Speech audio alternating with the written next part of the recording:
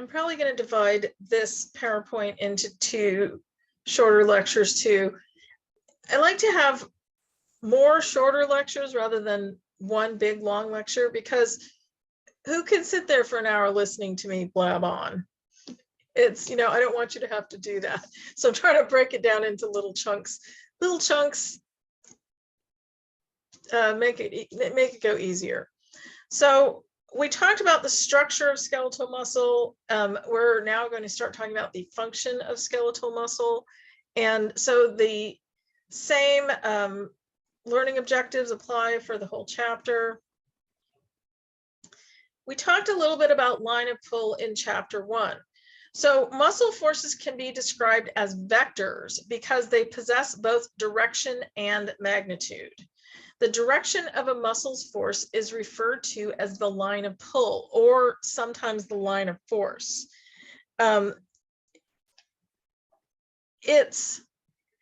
You can assume that a muscle acts in a straight line relative to the axis of rotation, and where the line falls relative to the axis rotation is going to determine what the motion is the muscle is going to produce, what motion the muscle is going to produce. So the example given here in the shoulder, sagittal plane, medial lateral axis of rotation, a muscle's line of pull that courses anterior to the medial lateral axis performs shoulder flexion. A muscle's line of pull that courses posterior to the medial lateral axis of rotation performs shoulder extension. So if you know the muscle's origin, insertion, that gives you its action. So if you know the origin and insertion, you know where it is in relationship to the axis of rotation, you can figure out what the action of the muscle should be. And consequently, you can also figure out what action the muscle is going to try to prevent when it's acting eccentrically. So line of pull gives you a lot of good information. And if you approach things from learning the muscle, its origin and insertion, and then where its line of pull is, what is its relationship to the axis of rotation, that gives you a ton of information right there. So remember, muscle has a direction and a force. So it's going to, with a concentric contraction, it's going to pull in the shortening direction of the muscle. And so that's its direction, its vector.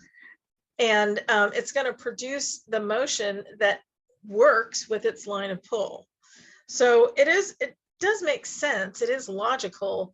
And once you can get all that stuff in your mind, it makes a lot of sense. And then when you're trying to strengthen, stretch, etc., a muscle, you know what its line of pull is, you know what it does, and you know what the opposing action is too. So when I was in school, the first time I was in a clinical assignment, in school, we're talking a lot about what does the muscle do when it contracts? Concentrically, eccentrically, isometrically, blah, blah, blah. So then I go into the clinic, and the first day I'm in the clinic, my clinical instructor says, well, what motion do we need to do to stretch this muscle? And I had to like flip my brain around to think about it. So the motion that we're going to do to stretch the muscle is opposite of what the muscle does, right? So if you have a muscle that does shoulder extension, we're going to do shoulder flexion to stretch it. But I hadn't thought about it that way. And so I had a moment, I got over it, obviously. But so we have to sort of think a lot about how muscles work in a lot of different ways. What happens when we stretch them? What happens when we contract them? What happens when we contract them to slow down gravity? Different things, right? So we're going to talk about a concept now that's really important. And it's so important that I'm going to keep bringing it up in other classes. So length tension relationship is what we're going to talk about. And so the length tension relationship starts with, the operational length of a muscle it describes the degree to which it's either stretched or shortened at the time of activation. So if you start to activate the muscle in its fully lengthened position, you're going to have a different experience than if you start to activate it in a partially shortened position or a fully shortened position. Okay, so just chew on that for a minute. It significantly impacts the force output of muscle. So right now, just for funsies, pick something up in your room or wherever you are and try to activate a muscle from its fully lengthened position, mid-range, and from its fully shortened position, and see if you notice a difference. Of course, we're going to do this in lab. So, you know, we're going to do this over and over in lab. So you get to get it in your head and get it in your body. But the concept that muscle length strongly influences muscle force influences many clinical activities like testing and strengthening and stretching of muscles. Okay, so just think about that. Muscle length is going to strongly influence muscle force. So this is the graph. I'll just tell you right now, when in all the classes you have with me, you'll learn that I love graphs. If you can represent something in a graph, then it's better. You can understand it better. So this graph is graphing the active tension of the muscle versus the length of the sarcomere in micrometers. So, and the little representation A, B, C, and D on the left is demonstrating the crossover of the actin and myosin fibers. So a muscle produces force by sliding actin filaments relative to myosin filaments, and the amount of force generated is dependent on the relative length of the sarcomere. So the length is critical because it determines the number of effective actin-myosin cross bridges that can exist at any given time. So when you look at the amount of active tension that a muscle can create, when you look at letter D, let's start with letter D. Let's not go on A. Let's go right to D. When you look at the D representation of actin-myosin cross bridges up at the top, I'm going to annotate here. So I'm pointing with my finger, but you can't really see that, can you? So I'm going to annotate so you can see it on the screen. So in this one right here, you can see there's very little crossover between actin and myosin. So consequently, we generate very little force down here. So when your muscle is at its fully lengthened position, you have minimal crossover between actin and myosin. You're not going to be able to generate as much force. Okay, let's get rid of, let's clear that. Okay, so in letter C and letter B, we've got a little bit better actin and myosin crossover with those, haven't we? So in these two, oh, that's a nice line.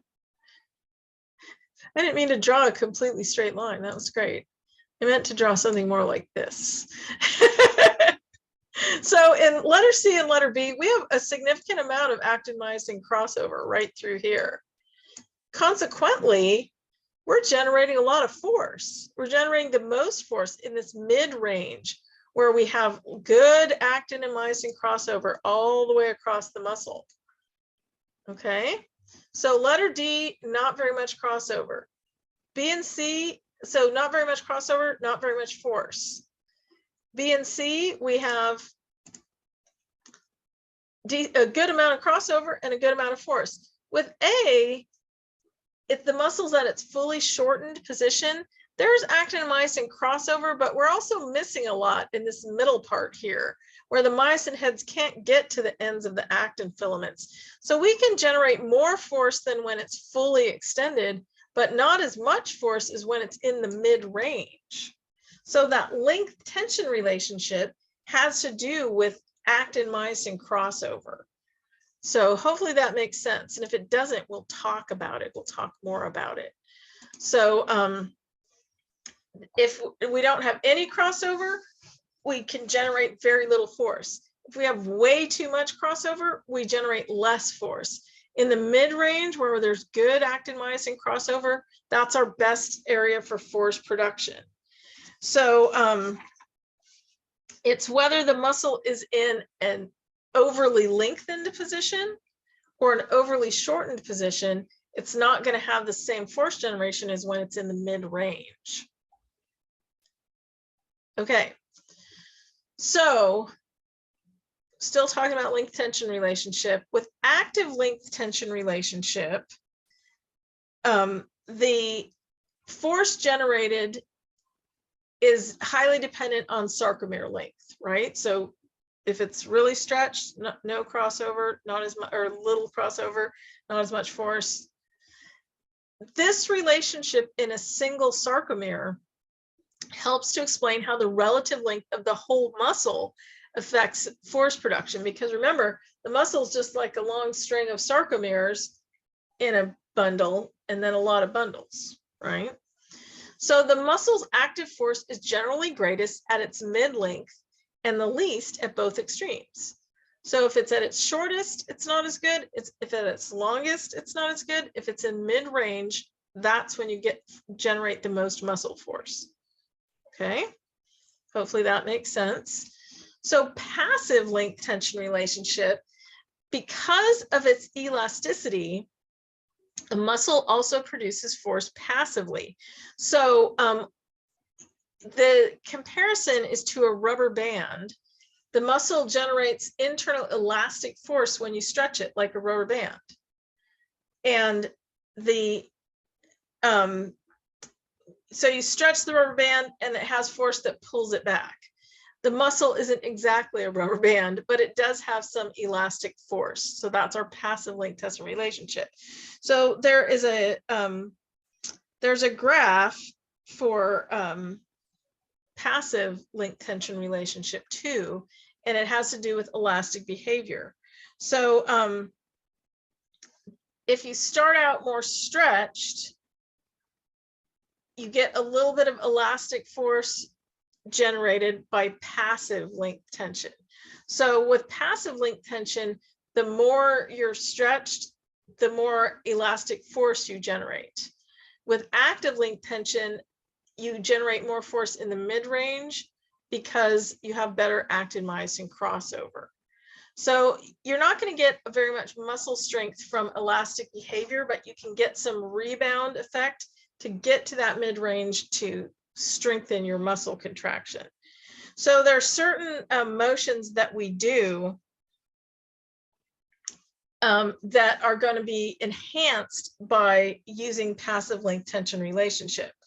So there's a picture in the book that shows a baseball pitcher, and they're using passive length tension relationship to generate force. And I don't even know how he gets his arm to do that.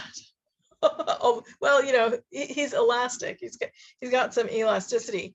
So the idea is that when you get the muscle fully stretched, they're going to release their stored energy, and then you generate the muscle force. So you kind of start off the motion with elastic passive length tension relationship, and you finish the motion with active length tension relationship. So then when you start talking about multi-articular muscles, that's when it gets crazy. So we're going to talk about that in the next section.